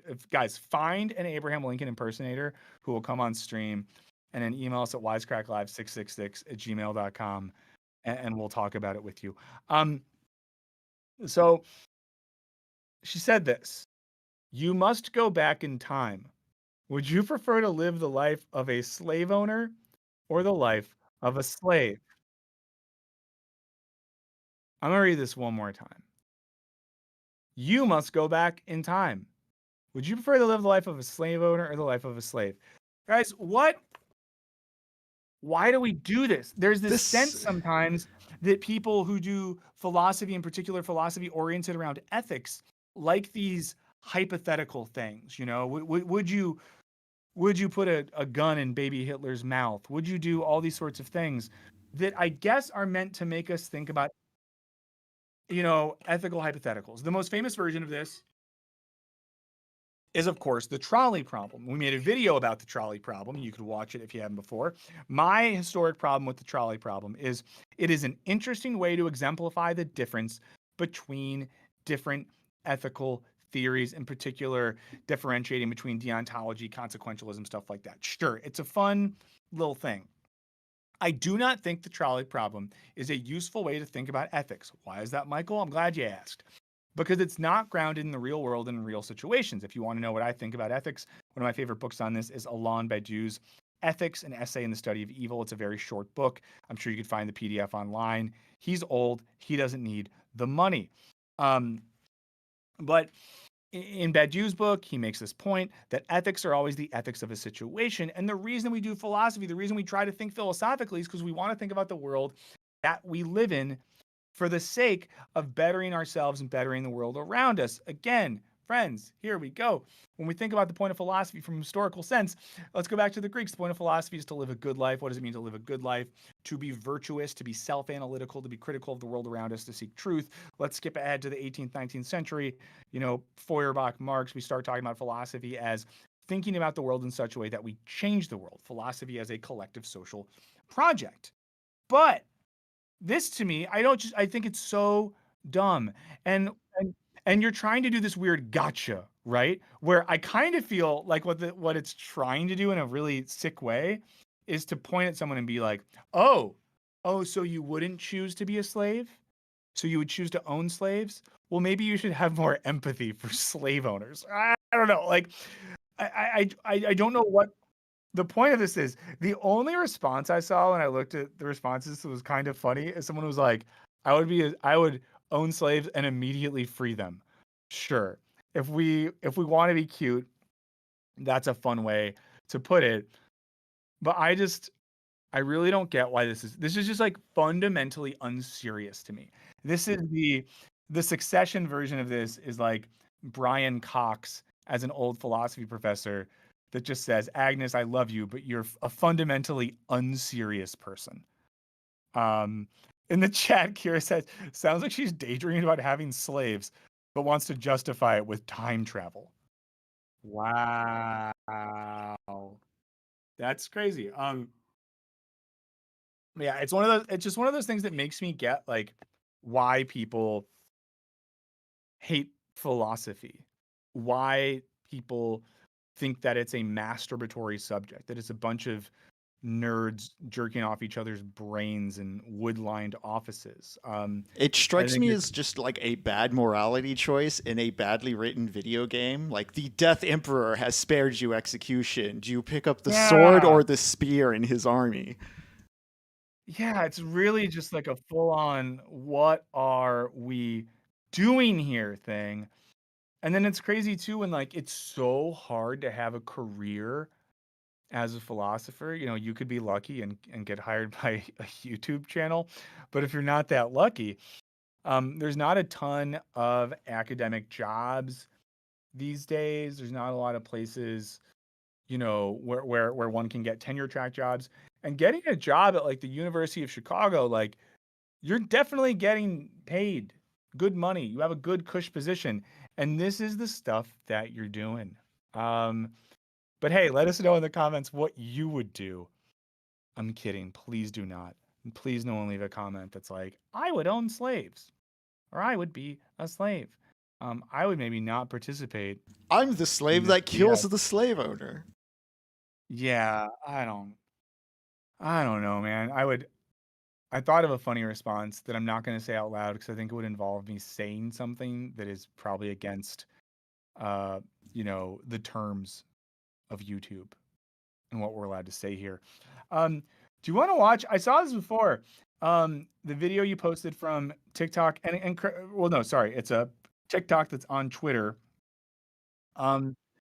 What is my only curiosity? I know the background of this woman. I know she's like a video creator and OnlyFans person who's famously like an OnlyFans person who, well, I won't get into that, but who's then is talking to, is it Michael Brooks? I'm not sure. I brought it up for Not context. Michael Brooks. Sorry, Michael Brooks is a good guy who died. R.I.P. Michael Brooks. He was sick. Michael Knowles, I think. I just brought it up for context because of what you and Alice were talking about with like the feminization of roles and like why men run away from good jobs. Yeah, well, this video went a little viral this week. I think it's interesting, but I only bring it up. Someone said they'd rather fight a horse-sized duck. Wow. But terrifying. yeah, I think it's an interesting it's an interesting video, went viral, and as someone kind of like deconstructing a guy who kind of sucks. I will say I don't know a lot about the person who's making this argument, and I say that because every now and then I see a video online and it's like 90 seconds, and someone makes a cool argument, and I'm like, oh, that's cool, and then someone's like, they killed a person, right? I'm like, oh, I didn't Yeah, know that. good heads up on that. Yeah, so I don't. So that's what I'll say. So let's. Yeah, do you want to watch this? And since it's this, should we do the thing? The where we 3, count 2, to 1. 3? Yeah. Yeah. Let me know when you're ready. 2, 1. There's a ton of marriages in which women are also working and then also shoring up a lion's share of the household duties. Yeah. And that's why they're unhappy, because now they're being burdened in two directions. But so what's the solution to that? Men showing up more on domestic duties, but they won't because of freaking tradcons and neocons who are telling them that No, it's gay and beta if they do these certain tasks. It is gay and beta most of the time. I agree. And I also think that's why men are suffering. So for instance, like the unemployment rate of men returning back to the workforce is very, very high right now. And that's because feminists are kind of pushing for this like revanchist it return gay to to just do like older dishes? times. And even though you claim you're not trying to turn the clock back, a lot of the solutions that feminists are advocating for just won't help men, because the burgeoning sectors right The now are soundtrack overly is feminized insane. and stuff like nursing, childcare, hospitality. And these industries are actually reaching out to men and they're trying to recruit them, but a lot of men will turn them down, and instead they're sitting on their ass, they're addicted to opiates. Like over half of unemployed men are addicted to some sort of painkiller. They're playing video games all day, they're to porn, which is yes, one problem, but there's so many others. And feminism is what's telling men, like, leave your toxic masculinity behind, join a nursing career, join a teaching career, but they won't do it because of tradcons and neocons telling them that they're gay and beta if they do these kind of like unwarrior-like positions. But I do think that it's not just a matter of social construction. I think women are more nurturing. The nursing programs and teaching programs have like put out research of why men won't join these industries despite them reaching out, and one of the biggest reasons is because they feel like it's overly feminine. Do you think that's due to liberal feminism or due to conservatism? No, I think it's just natural. I think the men should work, but they should maybe do things that they're more inclined to do. I don't think we need to conscript men to go become nurses wearing frilly little dresses. Why do you see that as putting on a frilly dress? You're going You to think like nursing nurses and wear hospitality. dresses? You're using You're that example. presupposing that it's feminine and gay. You're doing the thing. It is more feminine. Yeah. Oh my god! First of all, that music almost made me have a panic attack. If anyone knows about that person, let me know. I need to really come down from the soundtrack. How can someone? Michael Knowles is someone who tries to like act like he's a serious thinker, I guess, to just casually be like, yes, it's gay and beta to do chores. Like, seriously, guys? It's much not more like- masculine to sit at the microphone all day, Oh, I know. Like, yeah, it's so masculine to have my mouth near a phallic object all day.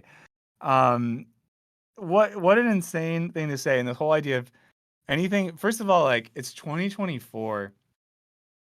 Beta's not a real thing, guys. We're not wolves. Humans are not alphas and It's betas. not even real in wolves. Yeah, it's just not a real thing. So there's that.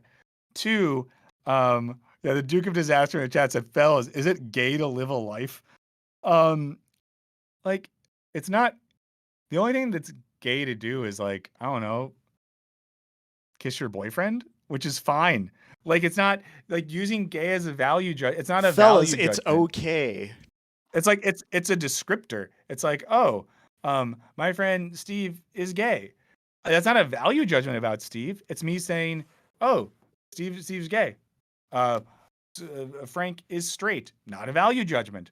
So to say that anything is beta and gay and that makes it bad is so dumb. The fact that he just described nurses wearing frilly little dresses, they wear scrubs. There's a whole show about it called Has Scrubs. he not been in a hospital like ever? What the heck? Sean Grafton said, wait, it's gay to kiss the homies now too? No, I think it's cool to kiss the homies. Let me tell you a story. You I got gotta into do this thing- something before while tucking them in, Yeah. When I was a freshman in college, I went to this college. I won't name it. It was in the state of Georgia. I only went there for a year. And a lot of dudes there were like legit homophobic. And I thought it was really lame. So I would try to kiss them. And a bit I used to do, I was kind of psychotic when I was 18, 19, guys. I'm just being honest here. You're just being So Bugs Bunny. Yeah, I would try to like get really close to one of these like Southern bros who would have the hat that was bent with the fishing hook on it, who would like use the F slur and say all this stuff. And I would try to get really close and then just kiss them on the lips. Because in my mind, I was like, they're gonna think they're gay now if I do that. It wasn't good. That wasn't like, I did this over 20 years ago. But I think it is actually a hilarious bit. But it's just it's so nuts. This does relate what we were talking about with Alice. And the idea too in that when Michael Knowles like it's natural for men to do whatever type of work. I mean, even the logic there then presupposes that it's natural to do certain types of work in certain types of economic structures, but those economic structures themselves are not natural. Guys, almost nothing is natural. It's a fun thing to think about. Very few things are natural. Read some philosophy of science here, get into some neuroscience stuff. Not a lot of stuff is natural. Just the history of cattle and just the cow as an animal is very fascinating to me because of the places it goes with that idea. Yeah, but this might be problematic. People are talking about this in the chat. I do sometimes think it's like cool to kiss your bros to normalize just like casually kissing some bros. I don't know. That's probably a toxic take in some weird way. I'm on a streak now of giving some sort of toxic or problematic take almost every week. Um, but there you go. That is a fun video, and it's fun to watch someone kind of just, you know, take down sexist podcast bros. A couple of things. I talked about this last week, so I'm still working on a Jordan Peterson video on Jordan Peterson and religion. I talked about this before, but yeah, he's like really into how churches need to reach out to men and how Christianity is about men becoming warriors. It's wild. And I know some people that watch our content, watch stream sometime, are Christians and are even like people that study theology. And I know that you would hate this stuff. It's just so wild how Peterson and people like Michael Knowles and people of that ilk want to. Plato would definitely approve of kissing your bros in a problematic way. But yeah, it's just wild how people want to run everything like economics, gender norms, philosophy, theology through the filter of like necessary masculine and gender roles. Pretty wild. Andrew, now you're right. Like the video game stuff, I guess that like maybe I feel like she wasn't saying that people that play video games are bad. I think she was saying that like there's a certain type of often dude who's like unemployed and like gets stoned and play video games all day. I know those guys. Yeah, it's more the So I emotional know they dependency exist. on the media. Yeah, but I think the point there, right, isn't again, 2024 is the year of structural analysis, not individual critique. I don't think the point is to say dudes that are getting stoned playing video games all day are bad individuals. I think it's to say, and this relates to the conversation we had with Alice Cappelle the first half of the show, that we live in a world that creates alienated young men who feel like that's all they have to do, and that is sad. It's not sad that they play video games. It's sad that like that's all there is. Blasphemous says, Michael B, I want to know, how does it feel like being a father? You guys are gonna hate this because it's gonna be really earnest. Being a father is very scary, but you experience a type of really like pure love, and it's nice to be a part of the life of a young person who's just like figuring it all out. It's like growing more and more every day, who's learning to do little things, and it's nice to feel that love and know that you're capable of it, and it has residual effects. I find that like the love that I feel for my daughter is affecting now the way I feel about friends, family, other people. I think it's making me a more loving person. That's not to say that you have to be a breeder to be a loving person, but for me, someone who has, to be very earnest with you guys, struggled with vulnerability, this relates to toxic masculinity stuff, has struggled to like let myself express emotion and feel loving. It's been really good in that way. So don't have therapy. Have a kid. Not true. Um, Another thing as we do our grab bag as we're hanging out, please continue to like the stream if you're here.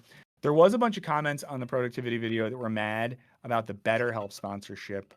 I totally get, and it kind of is funny. I think sometimes certain sponsors end up in pretty ironic positions relative to where they are. But just a reminder to everyone, if everyone watches the stream and are wondering about it, and we'll talk about this more in a video we're going to film today. The content economy is hard. Digital media is hard. Go online and look up how many layoffs that there have been in media. Look at all the videos on YouTube about creators leaving because of burnout. It's really, really hard to make money doing this. And to be clear as well, we don't make a lot of money.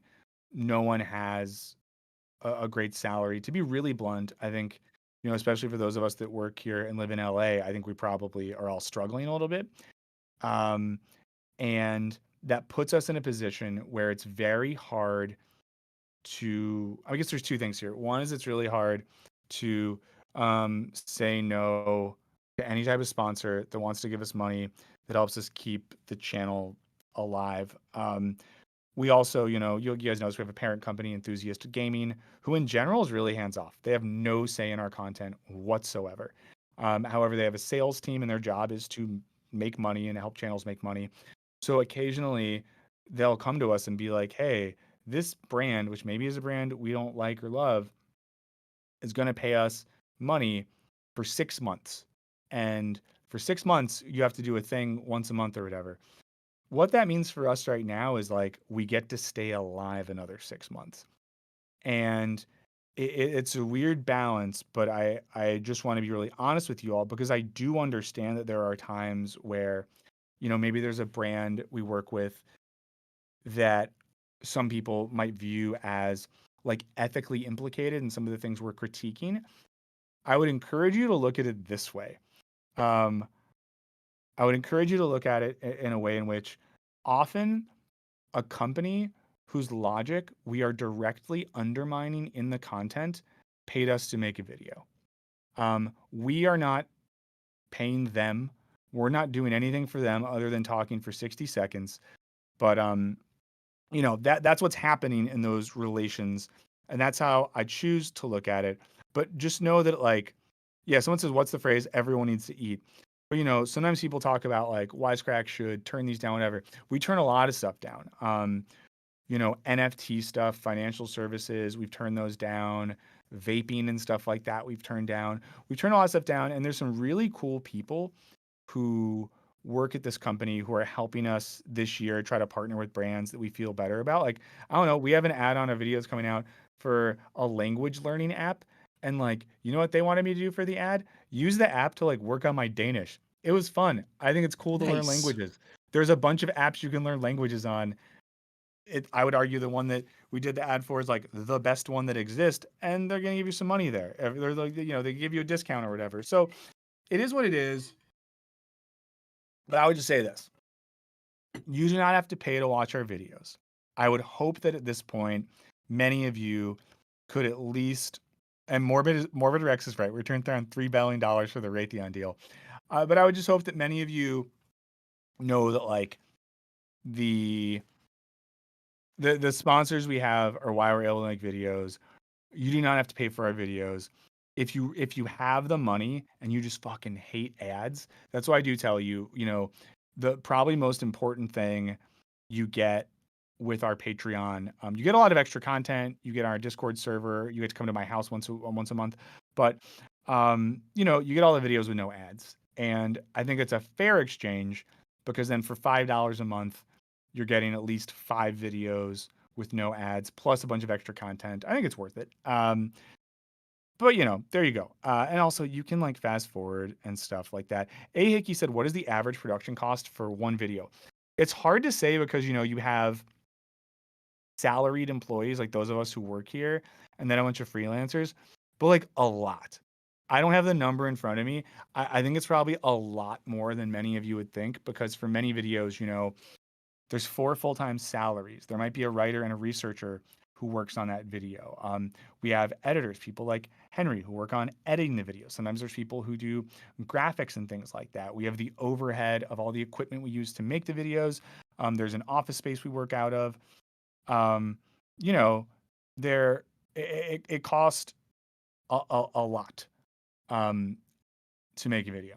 So that's where we're at. But all I ever want to do is be honest with you all. And I shouldn't say this because it's bad, probably.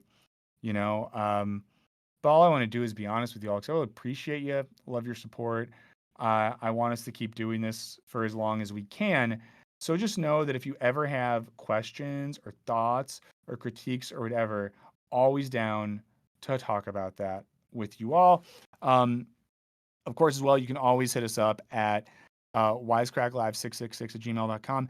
I accidentally reset a bunch of my passwords recently, so I don't know if I have access to the I think I Wisecrack have it Live. saved, so I can probably retrieve that for you. Yeah. Did you remember the? Don't say it now. Do you remember the password off the I top of don't your head? remember the password off the top of my head, but I have the like Google profile saved, so I Yeah. think I can So just we'll load check it up. out. Yeah. So you can always email us and stuff like that if you have questions. You know, I just want you to know that. Sorry if that was a little too boring, too earnest, anything like that. A dog formerly known as a cat. We really appreciate you. Sean Harriman says, Michael, do you believe there is such thing as ethical consumption under capitalism, or is that a sweet lie we tell ourselves we're moral superior? So I think that the notion that there's no ethical consumption under capitalism, again, the theme of 2024, the structural versus the individual. There are certain structural elements of capitalism that we cannot avoid. You cannot opt out of your participation in various types of exploitation of the fossil fuel economy, of a number of things that I think we would call unethical. What it means, though, to say that there's no ethical consumption under capitalism doesn't mean that if you willingly seek out exploitative activities, that it's like, well, not my fault. And I think that's like important to recognize. I think that when it is within our power, I mean, I guess here'd be the difference, right? If you're a billionaire, I think it is your ethical responsibility as a billionaire to consume as ethically as you can. You can afford to get your food and clothing and other things as much as possible made in non-exploitative fashions. If you are a single parent barely getting by, it is not, I don't think it's unethical for you to maybe buy like food or clothes that are made in not the most kosher ways, because what else are you going to do? You know what I mean? Like if you're making 20,000 a year, I think it's okay if all your clothes aren't made in like an American factory that's a cooperative or whatever. So, and that's like, kind of riffing off what you're saying there, Sean, but like we can choose how we act within systems, but we don't get to often choose the systems that we participate in. And for me, at least, like YouTube is something like that. There is an internal ethic or lack thereof to the content and digital media ecosystem that you can't abstract from and make content on that platform, but you can do as much as you can within that to try to be ethical. Yeah, I just talked for 3 minutes and then Rody Laramagala something in the chat said it so much better. He said, they said, there's no ethical consumption under capitalism, isn't cruise control. You still need to steer. So I think that's a good way to put it. I really like that a lot. A few other things before we wrap up. We might, and Henry and I will touch base on this later. We might be doing a stream Friday to make up for not streaming Monday. We didn't stream Monday because it was President's Day. Let us know your favorite president in the chat, or let us know either your favorite president or which president you would KILL if you could. But let us know that. We might be around Friday, so we'll let you know. If we stream Friday, we'll put an announcement on the YouTube community page. We'll do an announcement on Twitter, X, whatever you want to call it. We'll let you know on the Discord, all that sort of stuff. New video coming out on Friday about shoplifting. It's not a how-to, though. It's not a how-to. So we have a video coming out on Friday. So check that out. As always, please check out our Patreon if you have the money to do so. Also, random question. This is a thought I had. If we had a $1 Patreon level that was literally just saying like, hey, if you just want to give us $1 a month to be like, I fuck with the vision, I don't ship money, but I just want to support you a little bit, would that be something people would be interested in, or is that dumb? Let me know in the comments or the chat what you think about that. I wanted to thank Alice Cappelle again, and just say if you have the money, the book is right here. It's called Collapse Feminism, and has a really cool. I think of this as like a, early 2000s punk rock aesthetic, like the pink and the black thing. I think that's very cool. Buy it if you can, and ask your library to buy it. if you can't afford it. If you're a university student, request it, because they'll often buy books if you do that. So, do that. Follow Alice's channel if you don't already. She's really great. And go watch a video there. Leave a comment. Do something like that. It's really helpful. It means a lot to all of us to do that. Okay, so the dollar thing's interesting. Okay. Rob said I could hide spending $1 a month for my wife. So yeah, to talk about masculinity, a thing that married guys do is we all try to we all have stuff that we like hide from our wives. Oh yeah, Don Indian Draper's wives. very on that. Yeah. I currently am engaged in a long-term ploy to keep my wife from knowing how much I'm spending on a guitar that I'm getting built. I've been putting money in like a savings thing that she doesn't, not that she doesn't know about it, but I've been putting, I'm going to sound Yes, sketchy say this if I at keep the going. end of the stream. I'm going to sound sketchy if I keep going, but I will say, shouts to everyone who sometimes has to keep money it's hard. Love is hard, but Nobody it's clipped worth it. this. Love is hard, but it's worth it. But yeah, and if you watch this later, let me know what you think about the dollar Patreon thing. And I say this again, like, I just really want to figure out how we can stay afloat, how we can be less dependent on ads, and how we can make stuff. And maybe we'd figure, maybe for the $1 level, it's like you say thanks, and then you get like on Discord, or you get something else like that. We'll figure it out. Pasta is right. My wife does know. She's smarter than I am. She has a book coming out soon. Maybe when it comes out, I'll tell you about my wife's book. If you like poetry, you should get a copy of it. It's great. So today, last thing, we're about to film a video on Mr. Beast. There's an article that came out last week on Time. Thanks, Pete Master. On Time Magazine about the Mr. Beast channel. I'm going to do a reaction video to it. And in the video, I'm going to talk about the time that I interviewed for a job at Mr. Beast and how insane it was. So that video is going to come out in a couple weeks. Get ready. It's going to be a weird one, but I'm excited about it. Okay, again, thank you, Henry. Thank you, Alice Cappelle. Check all the things out. Keep being you. Really appreciate the chat as always. We'll probably be around Friday. We'll definitely be back next week. Please do check out the streams after the fact. If you missed last week's, go back and watch the interview with IJ. It was really, really, really, really, really good. And we'll see you guys soon. Love you very much. Not as much as my kid, but I love you. See you later, chat. Have a good week.